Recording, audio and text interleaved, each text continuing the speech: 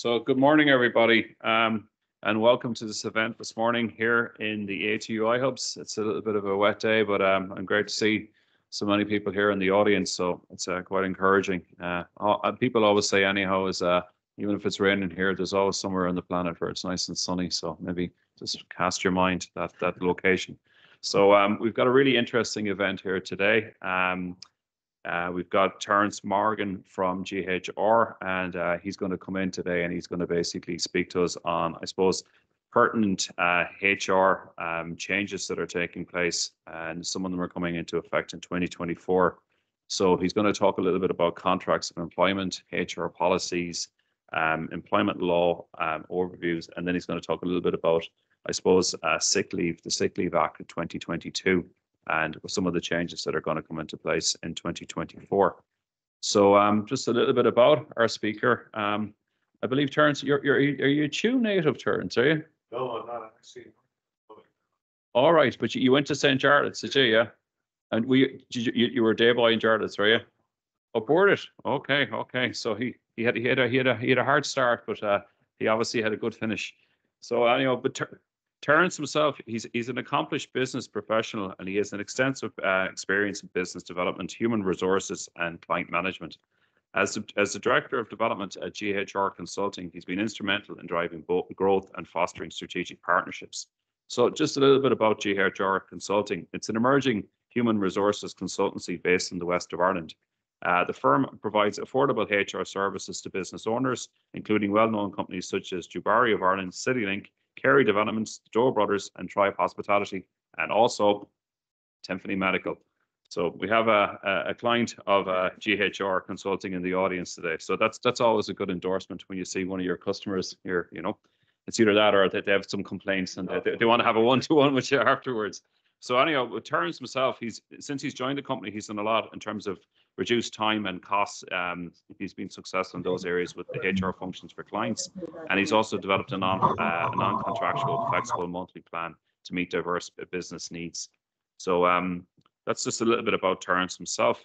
Terrence's passion for business development combined with his commitment to ethical practices, he makes him, I suppose, a very good, interesting person within the field. So he's kind of, I suppose, your go-to person. He has good ability to bridge the gap between business goals and clients' needs, and I suppose that's been pivotal in shaping successful outcomes for some of the companies that he works for. So without further ado, I'm going to introduce Terence. He's going to come in and he's going to give, I suppose, a whistle-stop tour over some of the key pertinent areas, and then what we might do is we're going to open some questions to the floor, and also if there's people online as well, if they want to, if they have any questions and they want to ask some questions in the chat, Michelle will pick up on those. So I'm just going to hand you over now to Terence.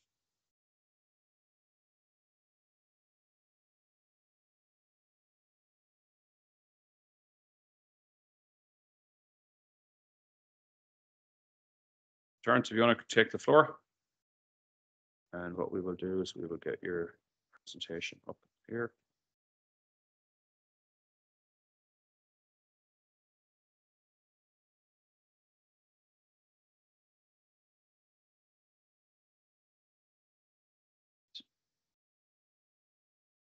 So everybody online can see that, hopefully. Michelle, if you could raise a hand. Yep. That's great. Okay, so Terence, let's pass you over the floor so you can just use the cross here if you want. Just bring it up here for you.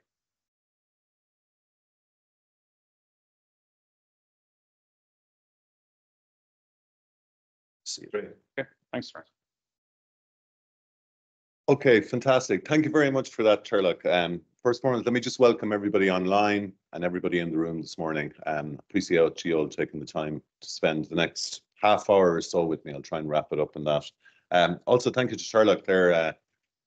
Quite an embarrassing introduction. Hope not setting me up for a fall, but I'll endeavour to reach the heights that he portrayed me to maybe carry out. So yeah, maybe just let me start a little bit first and foremost about, I suppose, ourselves, GHR. I got the presentation here, Turlock. Sorry, no, apologies. Sorry, guys. Usually technology and me don't come hand in hand. I can't use it in this one, though. You can if you better go the page down. Hang on, I'll just bring it back in here. Sorry, guys. Bear with us a second. Second.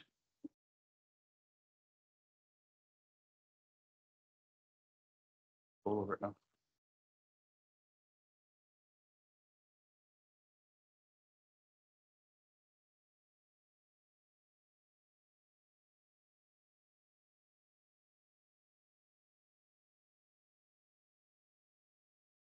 What I might do is I might just. Yeah, you just have a look at it there.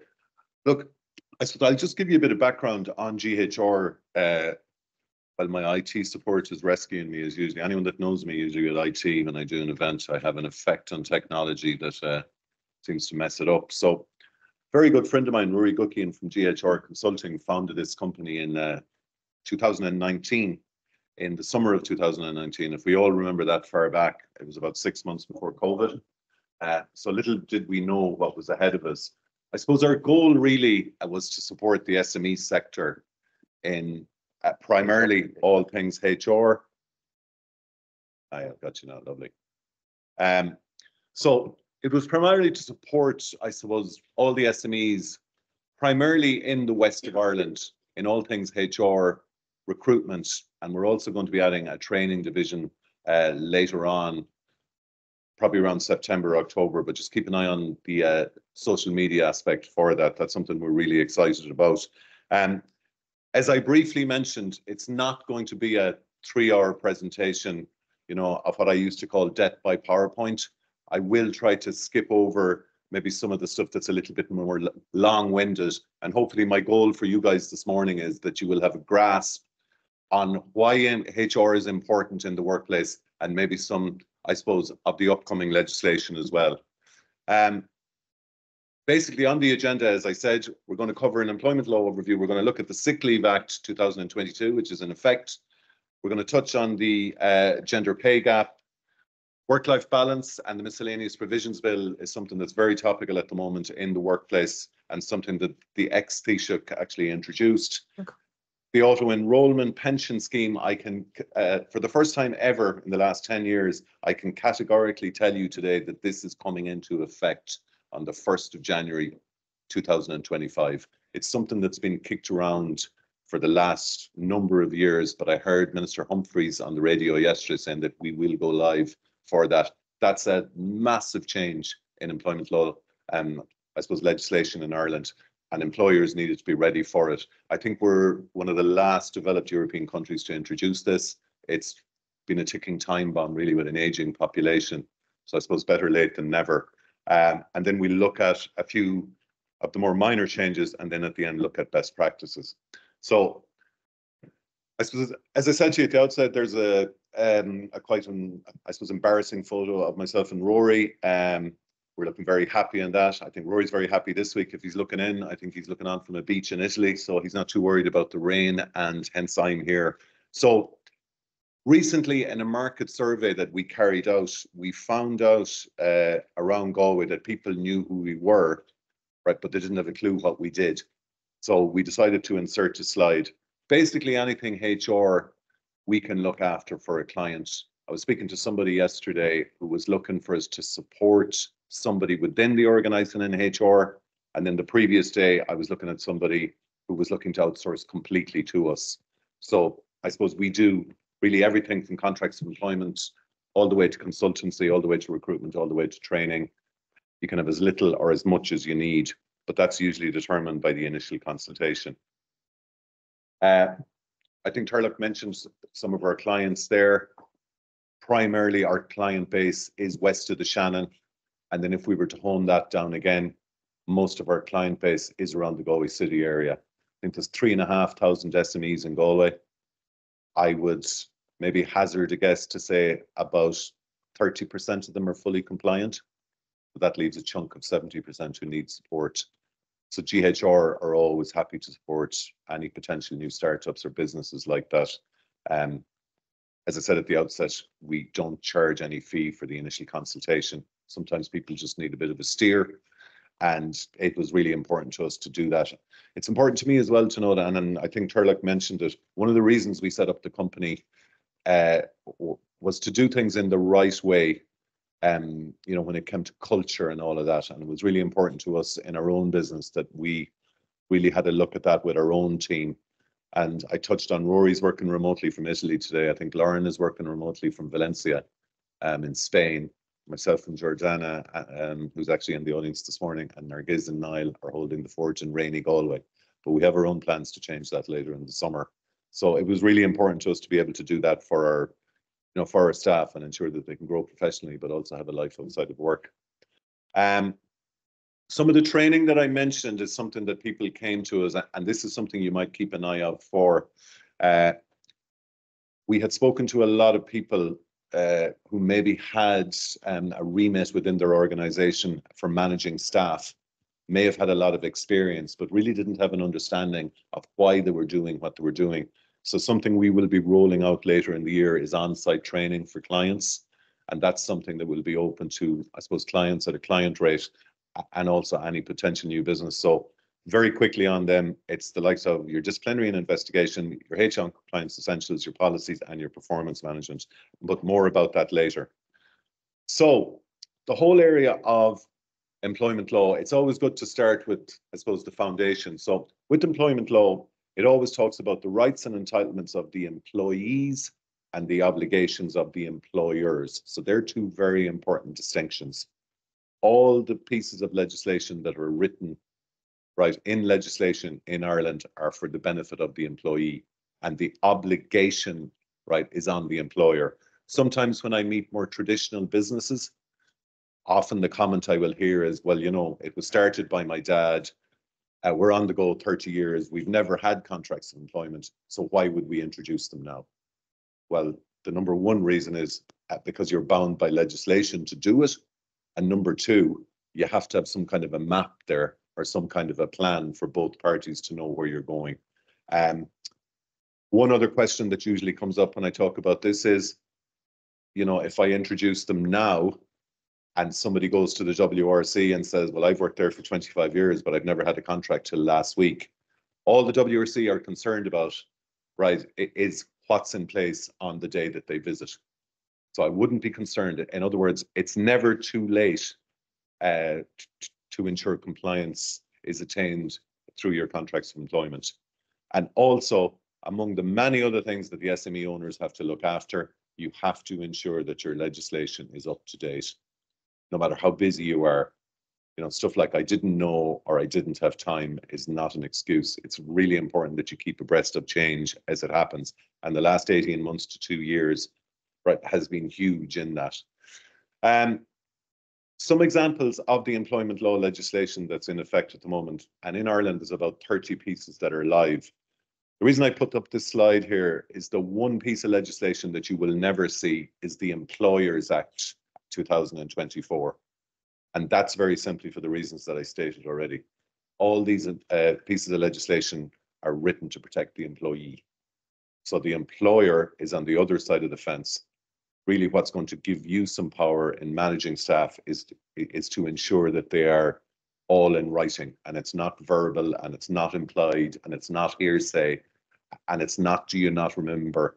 We don't like grey areas in employment law. What we like is communication and in writing, because then you can go back and revisit it, if somebody has a question on it. With the contracts and the handbooks, I suppose it's really important to describe that as a legal relationship. But I suppose very, very simply, starting with the contract of employment, that initially fell under the Terms of Employment Act 1994, and you had up to 8 weeks to offer and make it available. But there was a change in 2018. So some terms now actually have to be conveyed to the new hire within 5 days of commencement of employment. Now, sometimes that can be a difficult window to hit because you're so busy. Sometimes we may actually advise, or give some guidance in this instance that when you do the letter of offer, you may include the 5 points in that because it ticks 2 boxes in one go. However, that depends on the business. And if anyone has questions on that afterwards, you can come to myself and Jordana. There's no issues with it. I'd say of all the queries I'm asked, the most common one is, yeah, I handed out contracts of employment. I have 10 staff. I got 9 back. I have one guy who said he'll bring it in next week. He can't find it. He lost it. The dog ate it, whatever. Do not waste your time or your breath, trying to chase down a signature. Fair and reasonable is are two important words when it comes to HR best practice. Once you offer and make available a signed agreement, and this is the way I would do it, you would hope you would get them back. However, what I would recommend then is the following Friday at 12 o'clock, you send an email saying, I offered you a contract of employment, you haven't returned it, and as of midday today, I have deemed you have accepted the terms and conditions offered. Because you can't be expected to keep chasing someone for a signature. Sometimes the employee may feel empowered by that to say, well, I actually haven't signed it, so therefore I haven't agreed it. Really, in essence, should that employee continue to come into work and pick up their wages, what they have done is they have accepted the terms and conditions on offer. Okay, so don't waste your time on it. Of course, it's better to have it signed on both sides, but what you need to do in worst case scenario is ensure that you offered and made it available. That's really, really important. The other thing is, please don't use a generic template contract for all different types of staff. I've seen this get people into so much trouble. It's really important the contract, you know, is bespoke for the business that you're dealing with. I have seen stuff in handbooks over the years in hairdressers where they talk about lifting buckets and diggers, where they obviously have borrowed something from their brother or their sister who runs a construction company. No relevance whatsoever to the role. I've seen stuff that's been printed off the internet where there was a WRC case years ago, and the absolute gospel truth, I read it myself. He was a Dublin guy that had 5 independent supermarkets, and he had a policy in his handbook that stated the dimension of the cell for detaining people who stole goods. And if you read on, it actually went into a whole area of how if the goods weren't returned to the elders, if you read on, it was determined by the, I think the country was Papua New Guinea, where someone had just clicked and downloaded the contract, thrown it out to the staff, and got it signed. I mean, it may be amusing when we speak about it today, but it wasn't too amusing for him because he, on recollection, had an unfair dismissal settlement of about €20,000 on the day. I'm not saying that was the reason, but for credibility, when you go in front of the WRC, you don't want one of your policies to be about a cell detention. Believe me, it's something, you know, it needs to be something a little bit more relevant than that. So, speaking about the handbook, right, and the contracts of employment, apologies, I rushed on there. The best way you can do it for your business is to have two parts. So the way I always explain this is you've got your contract of employment on your left hand. So that is the individual agreement that you have with each member of staff. So you'll have different rates of pay, you'll have different hours of work for managers, you know, for line operators, etc. It's a private agreement, short, sweet, and to the point. Maybe 2 to 3 pages. You don't need any more. Main reason for that is, should you ever need to amend that document going forward, it can only be done really in a bilateral agreement. So you have to get agreement. So put that to one side.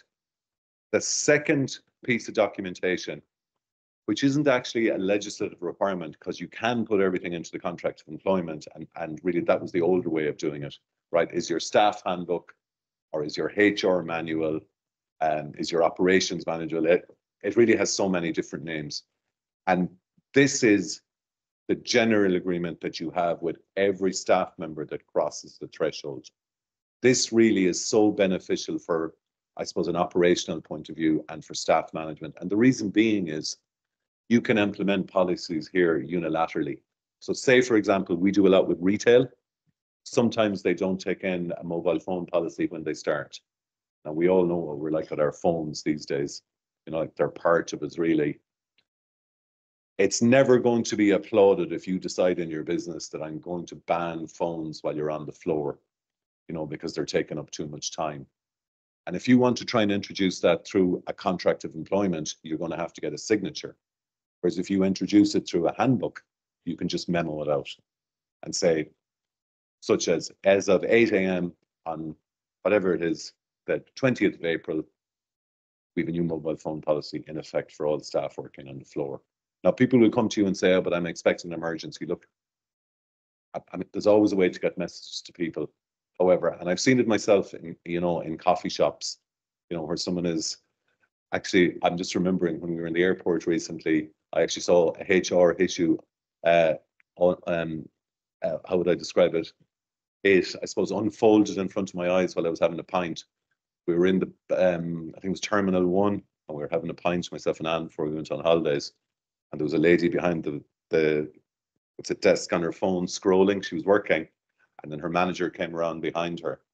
She never saw her, and she kept scrolling, and she was tapped on the shoulder and kind of frog marched out. Yeah, so we were just wondering what was happening. But I suppose that's part of the airport when you people watch like that, but I didn't expect to see a GHR incident anyway. So it would be important, I was thinking, and Anne said, don't say it, you know, because I did say to her, I hope they have a policy on mobile phones, because otherwise that employee can just say, well, I didn't know anything about it. Nobody ever told me. You know what? Even though it's common sense, you need to have a written policy on it. It says here, it's the employer's first line of defense, 100%. What you'll always be asked is show me in writing where you simply communicated that to your staff. Simple language. Another thing I see a lot of, and the consultancy I suppose teams see a lot of, is very legalistic language here in there with. You don't need it. Plain English, simple communication, clear and easy to follow. So it's a really good tip to have a handbook. With the handbook, right, there are certain things that you have to have, and it's really important that you have them. So mandatory policies, your disciplinary, your grievance, your appeals, your dignity at work, you must put those in. You don't have a choice. After that, we consult as a team. CCTV is a big thing these days. I do a lot of work with trackers and vans, sales rep, long-term illness, massive issue that we get queries on as well. Performance appraisals. I'm dealing with a company at the moment that has a new manager. There's an employee there for 6 years. The manager has come to me and said, quote unquote, your one is useless, right? She said, and she put it a different way. And so I looked at it and I said, well, like, what do you expect? I said, this individual has never had a performance appraisal. So for the previous 5 years before you took over, she thought she was doing a brilliant job because nobody ever told her any difference. So that's why it's really important you appraise and you give feedback, you know what, I suppose both positive and negative. Last one on that, CCTV, the one that drives me nuts the most. This is the most annoying one for employers. And I would say about this morning, if you take one thing away from it, I would love you to take this. Should you have CCTV in your business, it's not enough to have the smile you're on camera, with the smiley face that we see in a lot of places. Should you ever need it for a HR matter, your CCTV policy must state that CCTV is primarily used for security purposes, but may also be used for a disciplinary situation. Because if you don't have that in it, right, and you have a situation where you have something on camera that you need to deal with, a very smart legal counsel for the plaintiff, for the claimant, if it ever goes that far, will say, yes, there was a CCTV policy. However, it was only used for security, so we objected to be used in a disciplinary hearing. You must have those words in there. It's really, really critical. We see a lot of that. Sick Leave Act is one of the newer pieces of legislation. So we're now at 7 days covered. I'm sure everyone is aware of this at this stage. What I would say to you about it is it's a minimum bar. So a lot of this new legislation, we get a lot of calls saying, well, we already have a sick pay policy and it's X, Y, and Z. This is the minimum that you must really implement. Okay, if you have something that's better than this, absolutely fine, leave it the way it is. You don't need to change it, right? But it's critically important that you have something in place. Some of the, I suppose, common questions that we get, you have to have up to 13 weeks service to qualify. It must be certified for you to get paid. And they're usually the two main queries on it. Gender pay gap is something that's way outside my expertise and my remit. It is something that was introduced for larger companies. I know next year, I think it's going to drop, or there's talk of a drop and go below 50 staff. To be honest, I think the ideal of it is fantastic. I think it's something that needed to be addressed many years ago, but finally we're starting to look at that. I think some industry more than other is more affected with the likes of construction. It's not as simple as just doing a snapshot of your workforce. From reading some of the legislation, you need to take a snapshot around the middle of June, for example, and then take another one around the middle of December and then compare them. I would advise you to take a little bit of advice from somebody more relevant than HR in that. It's not something you've seen much of in the, I suppose, headlines because it's for larger business. However, it is something you need to be mindful of. And I would be looking at something now, you know what, even if you're below 50 staff, because it probably is something that would affect you. I can't really offer much more advice than that. A lot of advice online. However, we can put you in touch with someone who does know a lot about it if you ever need a direction on it. Work-life balance, I think, is a really good representation of how society is going. I think you see a lot of promotion now for more, more of a balanced lifestyle. I'm a bit reticent to say it, but I think it's a fact that COVID probably changed a lot of, maybe thinking in the workplace. Like there's no way we would have gone to as much remote working as we have nowadays without that, because it pretty much happened overnight. I think we all remember, like packing up the laptop and up to the box room with the sweatpants on the bottom and the shirt and tie on back, and you'd wave when you put the bins out in the morning because that's all you saw. Nightmare. When we think about it now, it seems like crazy times. However, I think the good that has come out of it is it has allowed for a little bit more leniency in the workplace. Now, there is a drive and there is a thought group within HR that are driving people back to the office. We're not like that in GHR. We kind of booked the trend in a lot of HR trends. We don't believe that's the right way to go, especially when it comes to recruitment. You need to be flexible, for the role. You need to be able to offer these things, especially to the best and the brightest, to the graduates that are coming out of third level like ATU, University of Galway. You need to have a good offering for these kids, or else, what, in my day, it was very, very different. I have a daughter that's of that age and another one coming up, and like their expectation is very different to what I have. And I applaud them for it. However, the employer needs to be able to do it. The big change in this, I would say to you, is you have the right to request remote working. You don't have the right for it. However, it's very important that the business is set up to grant it, and if not to grant it, a very strong reason of why they can't do it. Would you believe a big thing that we saw and still see is where a contract of employment comes in, right, and it doesn't state the place of work. So straight away, the employer is like, well, and then the employee will come and say, well, I've been working from home for 2 years. It works better for me. I can do my job. I suppose something that it isn't in this legislation, of which I'm a believer of, you should be managing remanaging their performance rather than their time. Like I think in my day, you hung around the office till 7 or 8 o'clock, so the boss saw you, but you could be, like you mightn't be that productive. I think that day is gone, that ship sailed. So manage performance. Don't get too hung up on, on time. Once the job is done and it's done well, would be the advice that I would go for on that. Also with medical care, that has changed as well. Once again, you can see a theme through all of these. A lot of these were driven by the ex-Taoiseach Leo Varadkar. So once again, there are certain anomalies in that, and it's something that you should be aware of. Something is fantastic is the domestic violence leave. I'm really proud of Ireland for leading this. Really, really proud of Ireland for leading this. I think Ireland looked for, it was 10 days at the beginning. It's 5 at the moment. I think it will go to 10 days. The one tip I would give employers on that, if somebody has the courage to come to you and look for this, you shouldn't be looking for any evidence of X, Y, and Z.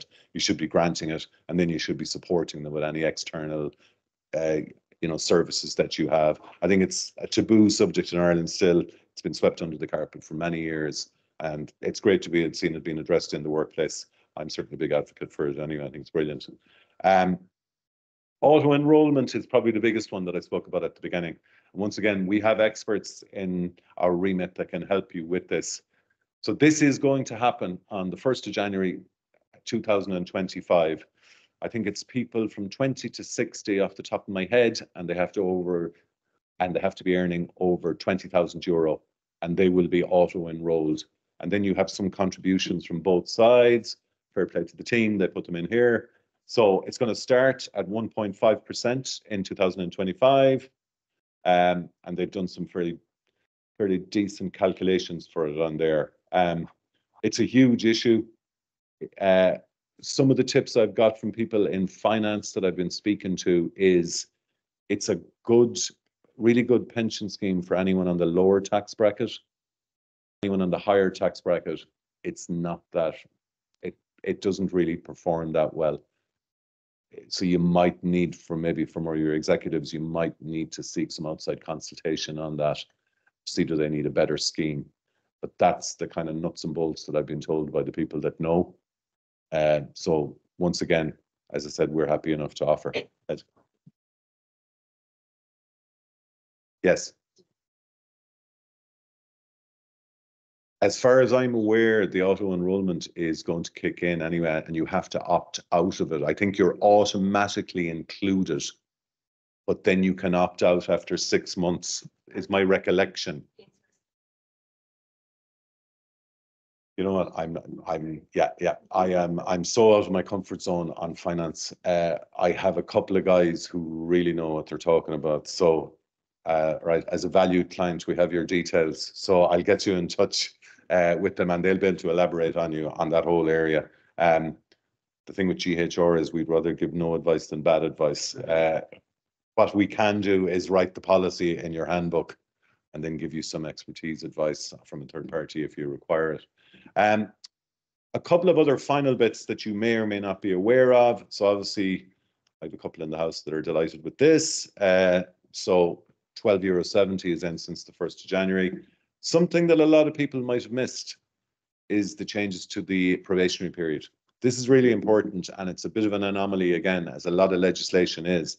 So 6 months was always the kind of barometer for new hires. But often back in the day, as someone rang me and they said, I'm unsure about a new hire, I would have always said, look, so why don't you extend it, for another 3 months and then see how you go? You can't do that anymore. You've got to make your decision within the first 6 months. I think the legislation off the top of my head says, unless it is in the express interests of the employee, whatever that means. Nobody knows yet because there's been no case about it.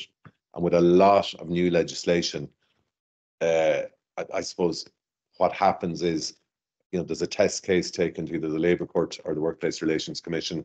We get an outcome from that, and that sets the precedent then, that everyone else falls into. But what I would say to employers now is, you know what, if you're coming up to your 4 or 5 months, you're as well off to make a decision then, whether it be positive or negative. You can't extend anymore. Having said that, it's a bit of an anomaly because you're not covered by unfair dismissal until you're there for 12 months. So it's kind of an unknown at the moment. So I think the general rule would be to stick with the probationary period that's enacted. Do not extend it. The one caveat on that is if somebody's out sick, so say they start and they're in for 3 months and they're out for a month, but that 6 months is extended then to 7 months. Okay, so it's a pushback if they're absent even. So it's not that they can go sick for 5 months of their probationary period working on it and then you come over it. So it's really important that it's done like that. Best practices. I could skip through all of these and talk to you about communication. Is the biggest issue or lack of or frustration for staff. This is what I hear all of the time. People are too busy. It's really, really important for a good culture in your office or in your business to have an open, really open communication, maybe a yearly or a bi-yearly meeting with a plan for the company. So everybody knows where they're going, right? Everyone knows what the plan is and everybody feels part of it. Because I have seen staff lost because they weren't included or they felt, excluded or, like really isolated. I can't really emphasize enough of that. And on the other side of it is, what, if you lose the dressing room like that, the cost of recruiting and retraining new hires is exorbitant. And the market, as you guys probably know, for recruitment at the moment is really tough. It's really, really tough out there. It's something we see. As I said, we do HR recruitment and training. The recruitment market it's a tough gig at the minute. So, oh yeah.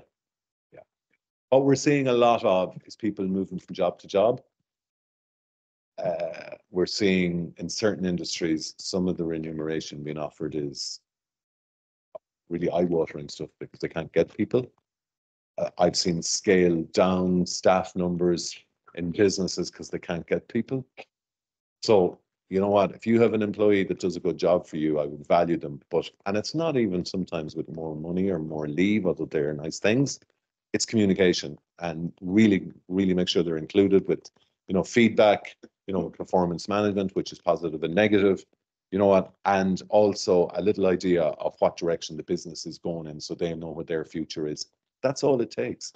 And I have seen it so many times with companies. I'm dealing with them every week where it's non-communication has led to frustration, has led to miscommunication.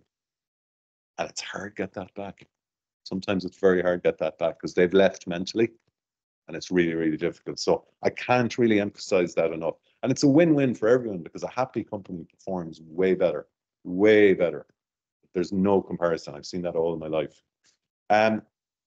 Work-life balance, I spoke about, performance management, legal compliance is the bit that you have to do, and questions. But just before I take any questions, something that we're doing this year is we do a lot of these events. Rory does more of them than myself, to be fair.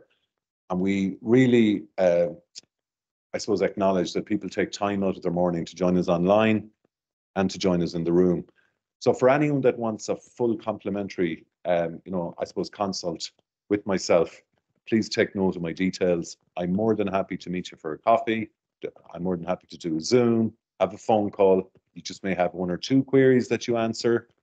You may have a load of questions. No issues whatsoever. Just reach out and you know what, and we'll schedule something in the diary. And if I can help in any way, I'd be more than happy to do so. So I suppose it's questions. So Turlock, Michelle. So I don't know if there is any. Hopefully not. There is. Thanks for that, Terence. Anyhow, I suppose what I'll do first is I'll put it to the floor here. Is there anybody here on the floor? I think we've got a question here from the floor. And then Michelle, if you want to come in from questions online. So we've got two here from the floor, and maybe we'll take one from yourself, Michelle, then afterwards. Okay, that's perfect. Great. Just before we get into the questions, Terence, is it okay if we share slides with the attendees this morning? You can share them whenever you want. That's great. Okay, so Emma, here yourself. Hey, thanks, Terence. So just on the probationary period. Yes. So the slide there, it says if it's a new fixed term contract that you can't give another probationary, but would you know that if they've moved that you're offering them a permanent contract after a fixed term? I understand. Can they include a... My understanding is 6 months to 6 months, no matter what type of contract they're on. So you can't say, all right, I see your question where if you're moving them from a fixed term to maybe a full-time permanent and you want to reassess for another 6 months, my understanding is no. 6 months to 6 months, no matter what type of contract they're on. And that's the cutoff. Fair enough. Thank you. Okay. Nate? Thanks very much. Just about the employee handbook you're talking about, when it's updated, we're actually in the middle of doing something like that right now. When that happens, does everyone have to sign it again? No. Okay, so it's a good question, and I don't envy your project because updating the handbook can be laborious. Would be the, I suppose, is the most polite language I can use in this kind of a forum. Now it's something GHR do as well, but anyway, I'll move away from the sales. So the obligation is to communicate the change, right? That's what the legislation says. So I would either memo it out, I would sometimes put it in a canteen, a copy, and say there's a copy of the new handbook. I don't know if you ever have staff team meetings where you can communicate the change and you might get them to sign in. Once you can prove that you communicated the change, that's the key part. Because unfortunately in GHR, we're very pessimistic people some of the time. When we look at a situation, we have to think, what's the exposure for this particular business to end up in litigation? And what we always have to look at is the communication side. Was the employee aware? Show me how you made them aware. Because they're the questions that will come across the desk. So sometimes it's sent by read receipt. Sometimes you may have an internal system that you use for communication. Sometimes you put it on a notice board. Sometimes you put it in the canteen. It's up to yourself. Once you are happy that it's been clearly communicated that these are the changes, I wouldn't be sending out the new handbook all the time. I'd be just sending out the updates. I Okay, hope that answers your question. thanks. And just on the auto enrollment, I know you said that it's not your No, specialty, not at all. but how transparent is that right now? Because that is huge. Massive. So it's been talked about and talked about and talked about. And I happened to be driving yesterday. I was listening to George McCourt actually speaking about funding, a big funding when the Chi guys have had. But then on the news afterwards, they spoke that Minister Heather Humphreys had announced that it's gone through the legislation, it's gone through the Houses of Oireachtas. So it's in legislation, so it's happening on the 1st of January 2025. It is happening. And this has been talked about for a long time, and it's usually been a political football, and it's kicked down the road, but it's going to happen. So you need to start taking some financial advice or some advice. We have a couple of vendors that we use. I can certainly put you in contact with them. They're no more than ourselves, they're not adverse to a phone call to giving you a bit of guidance at this early stage. Thank you.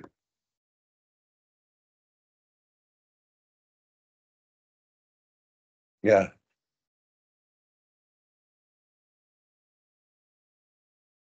Yes. Yes.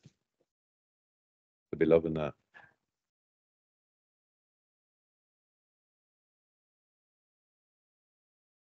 Absolutely. Well, it's kind of all part of due diligence, really, isn't it? When investors look, I mean, we are one of the last developed countries in Europe to have this. It must be in the UK for 15, 20 years. I don't know off the top of my head, but it's there a long time. Most countries have it. It's a ticking time bomb in this country with the aging population. You know, like, we're heading one way. So, like, it does need to be addressed. But sometimes I know with the SME sector, they're so busy doing so many things, you know, it can pretty much creep up on you. Correct. Yeah, you need to build it in. You need to build it in because it is a cost, and you know what, there's no way around it. But as I said, we can supply. We have a couple of really good Galway companies that we use for advice on matters like that, and I'm more than happy to make an introduction for anybody that wants that. One more question here from the floor, and then I'm going to hand it over to Michelle. Great. Hi, Terence. Sorry, it's just more of your opinion. I know you don't. Sure.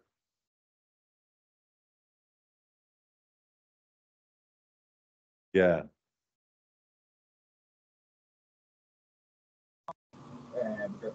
That's right.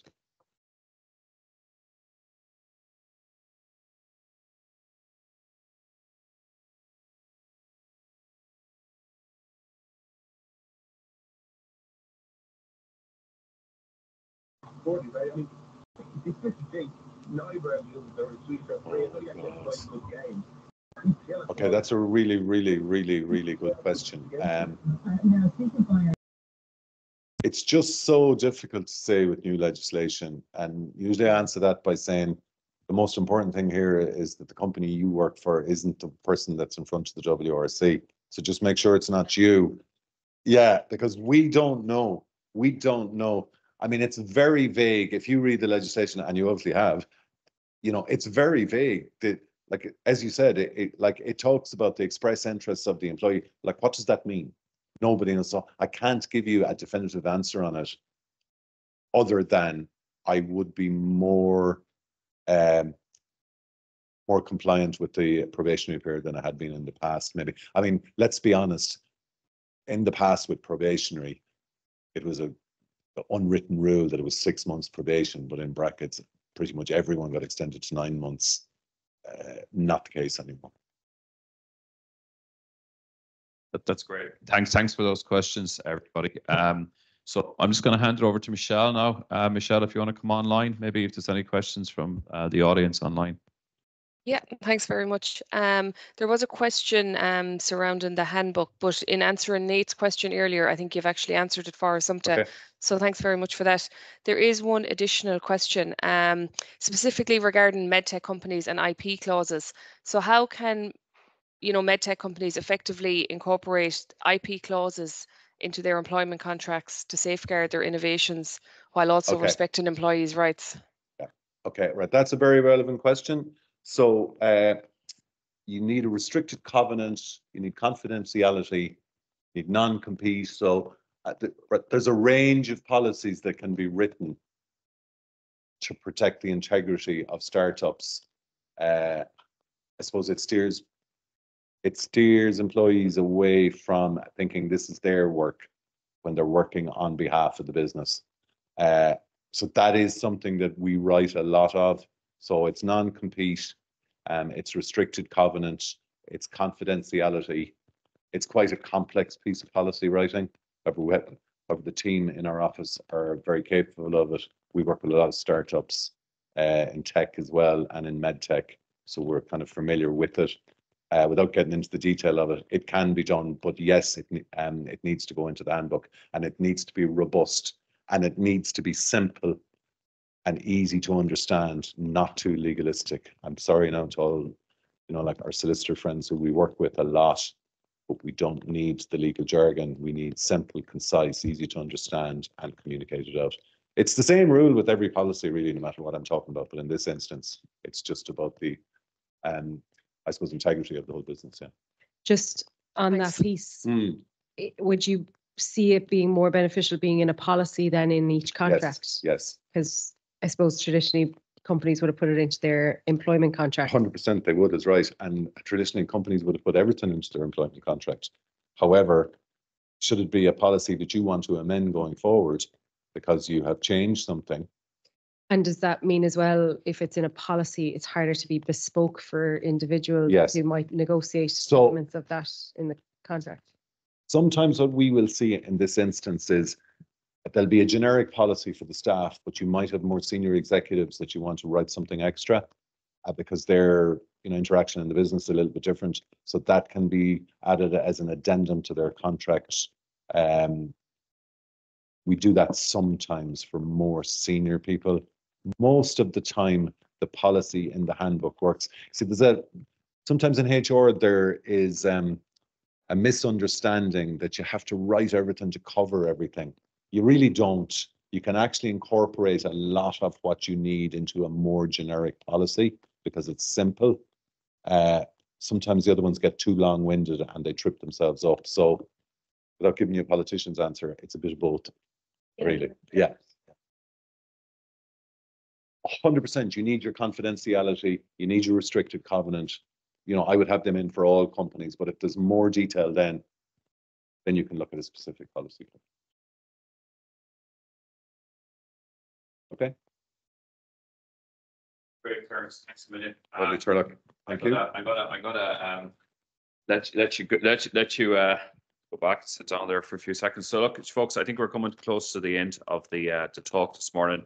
So I just really want to thank everybody today for taking the time out this morning to come on to the call itself. And also, just before you go, there's just one or two other little announcements that I'd like to make as well. So if you can just hold on for 1 second more. As Terence said, we will share the slides with everybody this morning. So probably later on this morning, you should get an email with a copy of the slides. And also in the slides themselves, there's Terence's and GHR's contact details there. So if anybody here in the audience today wants to do a one-to-one with Terence or Georgiana, who's accompanied Terence here today, feel free to just reach out to Terence here. And if anybody's online and they want to do have a one-to-one, what we can do is with the I think your email address is in the slide there. Yeah. So what we can do is we can share that then with the audience this morning. So just without further ado, then as well, there's just one or two other little things that I'd like to share with the audience this morning, and that's we have our New Frontiers program open at the moment. If you can see that slide, it's phase 1 of the New Frontiers program. So we have some people in the audience here with Emma, who's a really good advocate for New Frontiers. And, I suppose the program is pretty well defined at the moment. If you want to find out more details, please by all means go on to ATU iHubs website. So it's atuyihubs.ie and /New Frontiers, and you can find out about the program and the benefits of the program. But I suppose a big thing for a lot of people that are setting up startups, I suppose, is the support package that comes with the actual program. But the program itself, in terms of, I suppose, orientation, de-risking your idea, customer facing communications, there's so many other non-tangible benefits as well. I think I can see Emma here nodding away here beside me. So just something that you should check out as well. And just also as well, I suppose it's always, you should always be selling.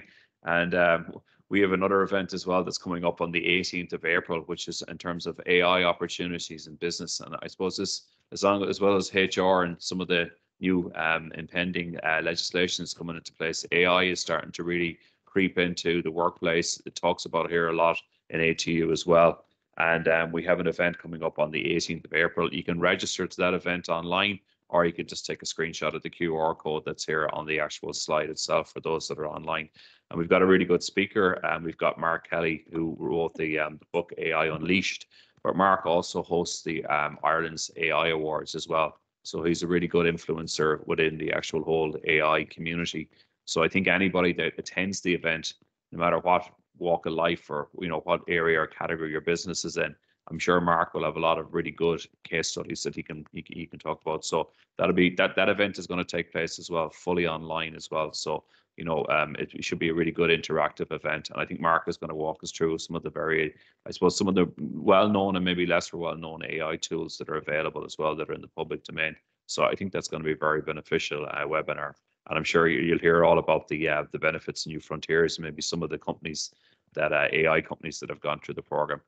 Again, Emma and Precision Sports Technology. So this is not an advertisement, by the way, for Precision Sports Technologies, but it could be, yeah, it could be. So that's pretty much it, folks. So I suppose without further ado, I just really want to reiterate our thanks to Terence and Jordana for coming out this morning and for bringing us up to speed and on some of the current trends within the legislative process. So thanks very much, much appreciated. And thanks to everybody today for attending online. So thank you very much and enjoy the rest of your day.